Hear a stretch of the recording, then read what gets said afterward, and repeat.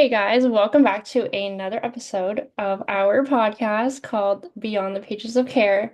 And today I am going to talk about, I guess just comparing um, our course content versus the experiences we have within the field.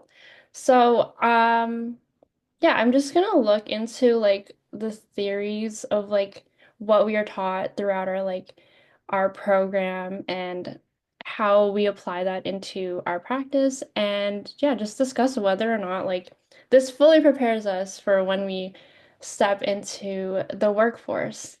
So yeah, just speaking from personal experience, I found that I like learned so much throughout my academic journey, and I don't know, I felt that I've been prepared. I've prepared myself, going into placement and just working with children in general.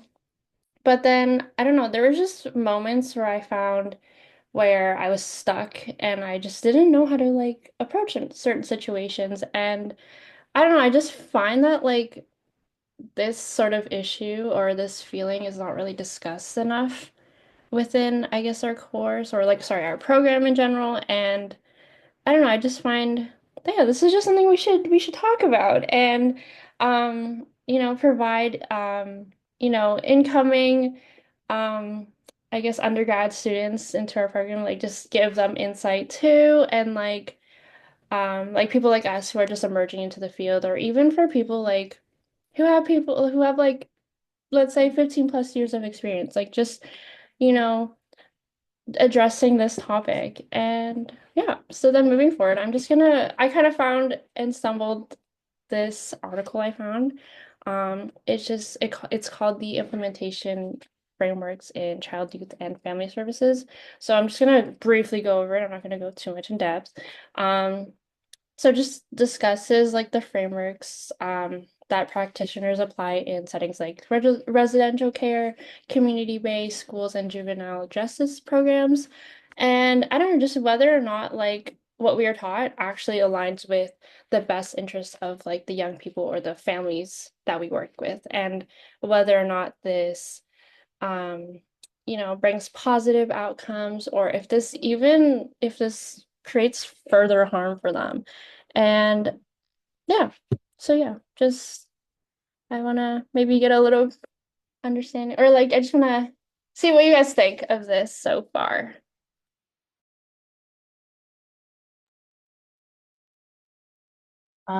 Yeah, I hear what you're saying because there's definitely there's some things that I'm learning and I'm so into it and then I'm going, "Oh, well, where am I going to use this?"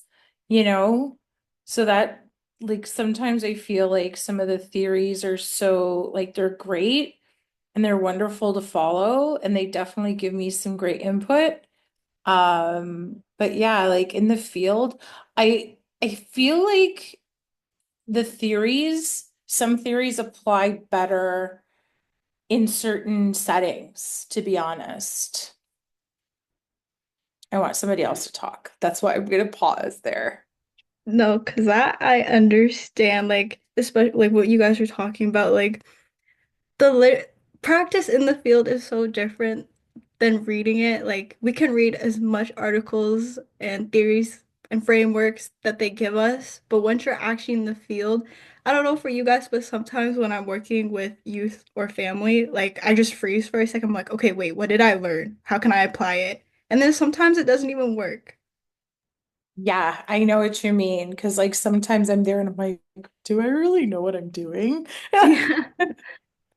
Like I'm in this moment and I'm like, okay, this theory is, and then I'm like, yeah, I really sometimes it's it's almost like second nature. So I mean, I kind of hmm feel like a lot of these um theories that get drilled in, it's almost like it's it's like reframing your brain into kind of adjusting those thought processes, to help you when you are with a child. And actually, Joanne, you said I I kind of don't know what to do in those instances. And it's just like I've been in those cases where I'm like, oh my God, like I really don't know what to do. But it does, it comes from that practice. Yeah. No, I definitely agree with like what you both have mentioned. Like it's just yeah, I'm not gonna lie, there have been like many moments where I'm just like, oh, okay, I learned this, but like, is this even effective? Just like, and then even thinking like some of the things that we are taught, like is it like it's like outdated in a sense. Like it's just like we look at, for example, I'm gonna just mention like I don't know, the medical model. Like that kind of just looks into like diagnoses and like just like pinpointing like the issue or like let's for example like working with disabilities. Like that kind of framework just looks at I don't know, pointing the disability as an issue, which is very like outdated and like not inclusive at all. So just like stuff like that, like yeah, so it's very important to just be critical of like your own practices and like yeah, like what we learn is very it's a great foundation. Like what we learn is like very great and preparing us, but at the same time, it's just like yeah, you have to be critical and what aligns with you, what aligns with the setting, what aligns with the people that you work with and yeah, I just find that that's very important. I also find like my personal struggle is a lot of the times like like academically like we focus more on like the facts behind it and it's not a lot of focus on how to implement it, kind of like how you were just saying, to like different situations, which also raises the argument of how things can be outdated and like something that may have worked 10, 15 years ago, like is just it's not the same story anymore. So I think that kind of like impacts like how you or like how we use what we've learned in class in real life situations.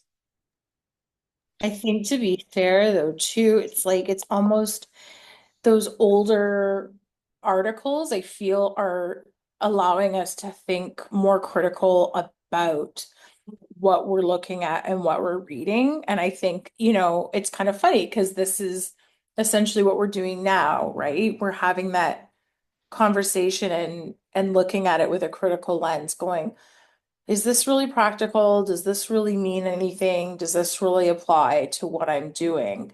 Like the disability studies, so that's my minor. And I find that working in a house that's multiple in they define it as MID, multiple intellectual disabilities. And it's like in my mind and in my heart, I'm thinking, this is wrong. We shouldn't be saying these things. This shouldn't be.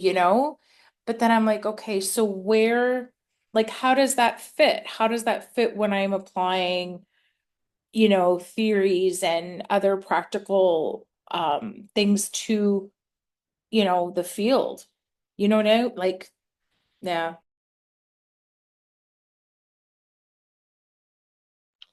I think our internship here during our second and fourth year was a great opportunity for us to be able to apply all of the theories that we've learned.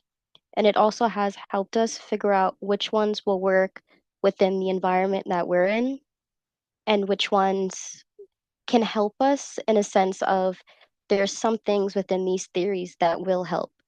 We might not use everything that we've learned within it, but it still helps us get through the situations that we go through. I agree with that. Yeah, me too, definitely. Thanks, guys. No, this is very great insight. And yeah, I just want to add on, like, see, this is where I guess we have to kind of shape the future of the field and um just addressing the concerns, like yeah, just like things that are not really discussed and just stuff like that. So yeah, thanks, guys. Um, and then yeah, I'm just gonna kind of shift our focus onto, I guess, just more a discussion base. So I'm just gonna start off. Anyone can chime in. I'm just gonna ask the question of how have your experiences shaped your personal perspective in comparison to like yeah, what is taught. So yeah, I mean, I know we kind of mentioned it, but it's just I'll just emphasize like I'm just gonna go over like so what how have your experiences in the field shaped your like professional perspective, really, if that makes sense. Um, I I feel like it's added like that extra layer for me, that extra kind of insight into who I'm working with and when I'm working with them. Like I will say today, for example, I was talking with one of um the other girls that I work with, and we were discussing, a new one of the new clients that's in the house. And we what I love about like this is where I love the work.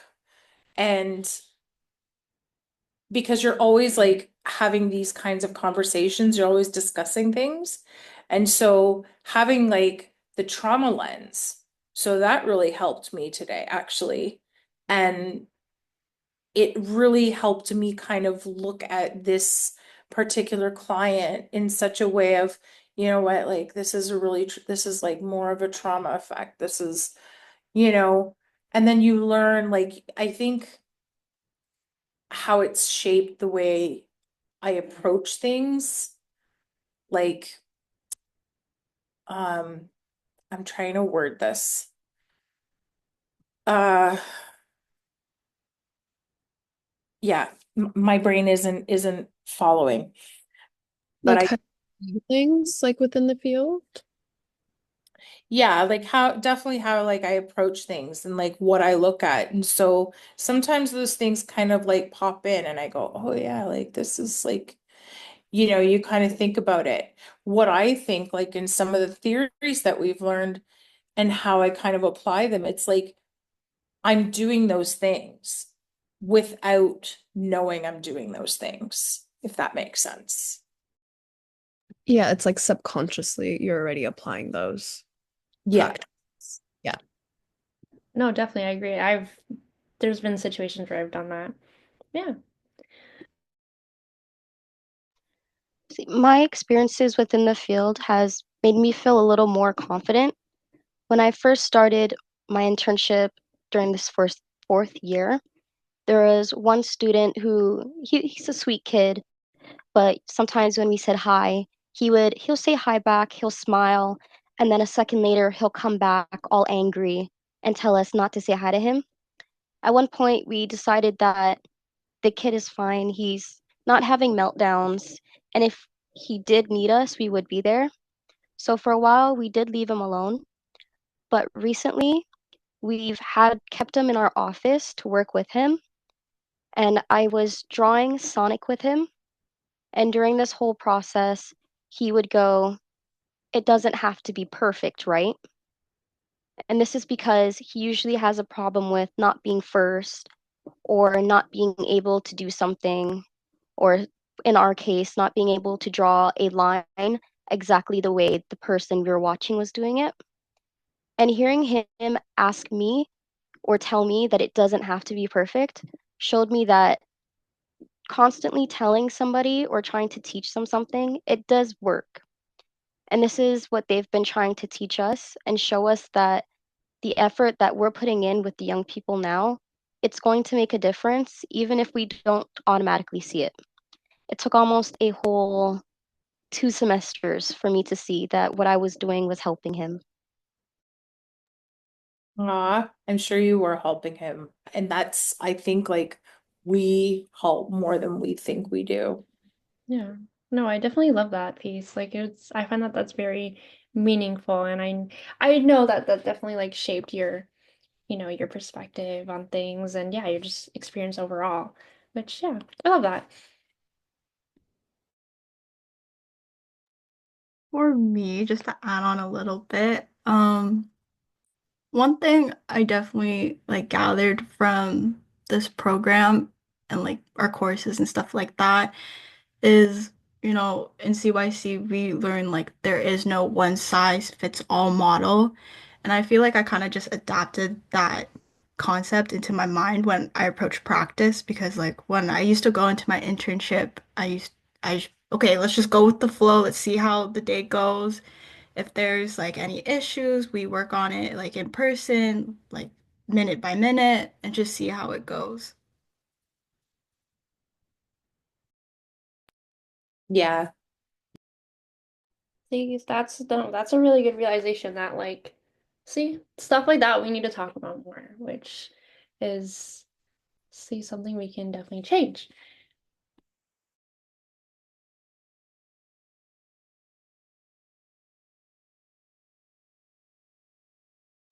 But yeah, I guess yeah, I'll chime in too. So I'll just I guess the beginning of my placement this year, I I remember my very first day. I was very nervous. I don't know, I just didn't know what to expect. So yeah, that like made me feel anxious, nervous, and I was just like, oh my gosh, like I felt like I forgot everything I've learned within these past 4 years. And then I don't know, I just started to get the groove of it, and I found that just being present and yeah, just like being very attentive to the like young people you work with has really helped. And yeah, like Angela said, like I found that like yeah, I felt like I forgot everything, but I kind of saw like over time that I was just like I just applied everything without even realizing it. So like I found that like I definitely over I guess the past 2 semesters like I've definitely have applied like a lot of relational like aspects. So like being meeting them where they're at and just like doing things with them and not for them, stuff like that is I've definitely have displayed, and yeah, it has definitely shaped the way like shaped the course of the relationships I've developed. And yeah, like it just flourished into something that was very meaningful and has definitely changed my outlook and just my experience overall, which is yeah, very nice. I think it can be really intimidating, like at For sure. first. It was. And like obviously kind of panicking, like, oh my God, am I even applying anything that I've learned, like how you just said over the past 4 years? But then you do it so subconsciously that Hmm. like once you see those results of like the impact you made, it's really rewarding. Yes, exactly. And I don't know, yeah, at the time I was like, oh my gosh, like the students, they can definitely see that like I don't know what I'm doing, just like that feeling. But then yeah, just overall I like grew my confidence and just became more comfortable, and I've noticed that they became more comfortable, and just yeah, that has just definitely changed. Um, and then yeah, so I'm just gonna move on. So just yeah, another question is like, um, I don't know, has there been a time for like any of you where you felt, I don't know, like maybe like a specific moment where you felt um stuck, or like even if this is an ongoing issue, like is there a situation where you felt like I don't know what to do? What do I do? Like, and like what did you do about it? Like how did you like seek supervision? Like did you just stuff like that? Like yeah. When I first started at my internship, my supervisor would put me with one of the first graders. And during the beginning of the year, none of the students that we were working with wanted to go back inside the school. There was one recess where my supervisor was dealing with another group of students. And at this time, I was outside supervising. And when I realized the kid wasn't going to walk towards the door once the bell rang, I started following him around to lead him back inside, convince him to go in. At one point, I did get him closer to the doors, but at this point, all the kids were inside the school and all the teachers had gone back inside. At this point, it was me with the first grader and two or three other kids that were standing by the door holding it open for me. The kids still refused to go inside. So at the time, I was coaxing him in, trying to convince him to come see my supervisor, to tell her about his day, or to play a game with us just to get him back inside the building. And at one point, I realized he wasn't going to go and he would run again if I had decided to walk away. So I stood with him and I asked one of the students that were waiting for me to get my supervisor for me. She came back in a little bit and she brought the kid inside with me. And then she told me how she was upset, but she wasn't upset towards me. She was upset because the monitors that were outside had gone back inside without checking that all the kids were inside.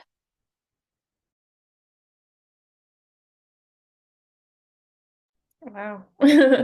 That's an experience, I would say. Um, yeah. Anyone else want to share?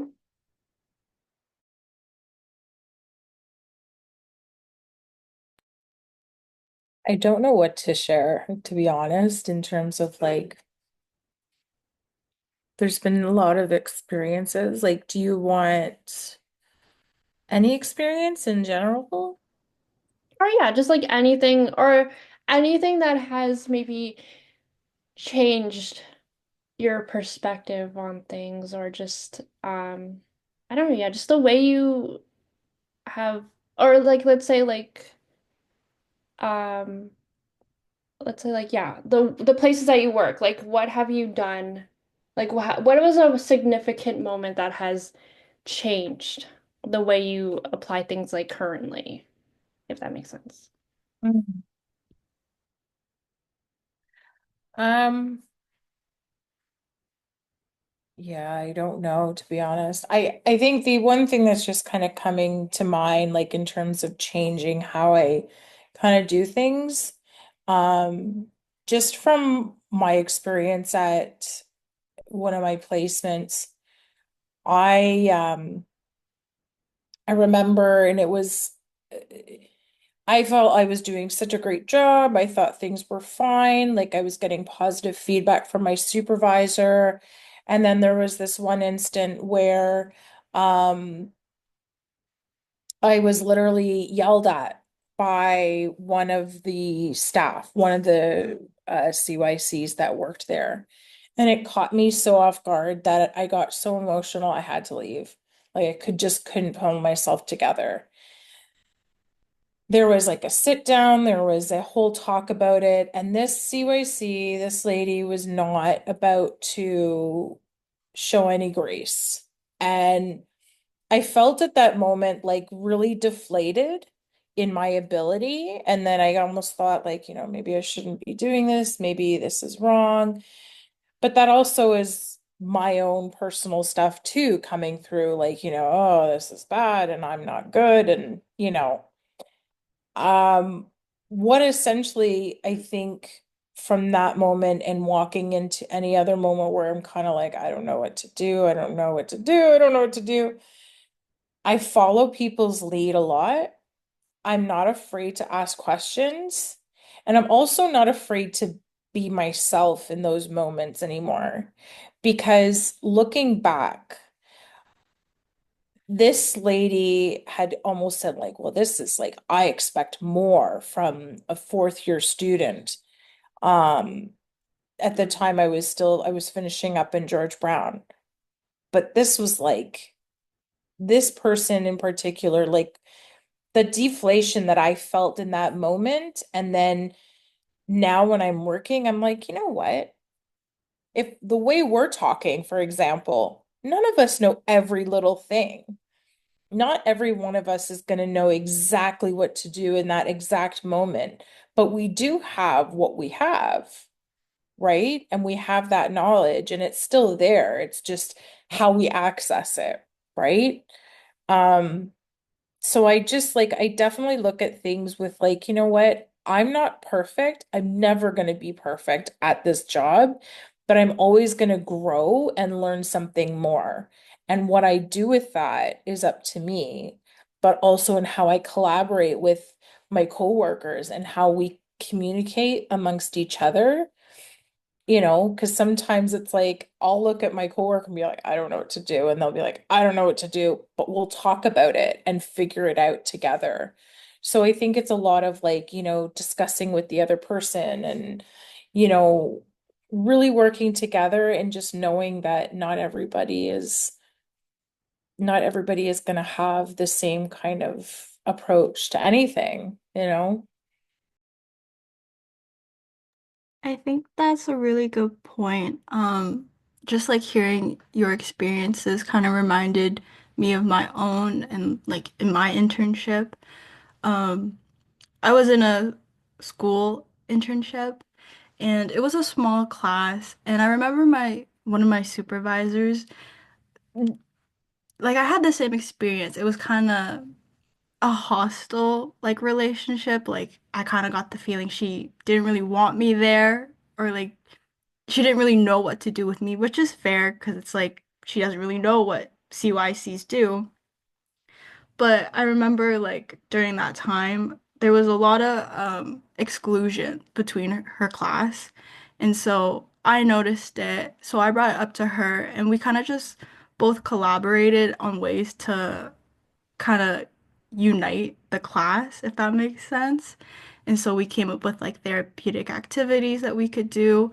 And so yeah, just kind of summarize the point, like having a strong like support network and like having a common goal really does help within the practice and getting through those obstacles. Yeah, and I think when you're in those obstacles, communication is so crucial in order to get through them, um, especially when it comes to those hostile situations or when you find you're disagreeing with whether it's a teacher or another CYC. I think it's really important, like how Angela, you were saying, is just to be yourself and ask questions and always communicate when you're confused or you're not happy with something. Yeah. Great. No, I love this discussion. Thank you guys. And yeah, so I'm just gonna end off this podcast with one more question. Um, this is just asking, yeah, so what is like some advice you would give to a future practitioner who is listening to this podcast, or even advice to yourself, like your past self that is just still learning about the field?